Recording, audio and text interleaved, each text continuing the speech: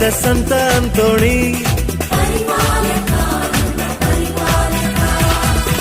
ಸೇವೆ ಮಾಡಿದ ಸಂತ ಅಂತೋಣಿ, ಧರ್ಮ ವಿರೋಧಿಯ ನಾಡಿನಲ್ಲಿ ಸತ್ಯವ ಬೋಧನೆ ಮಾಡಿದೆ ನೀ.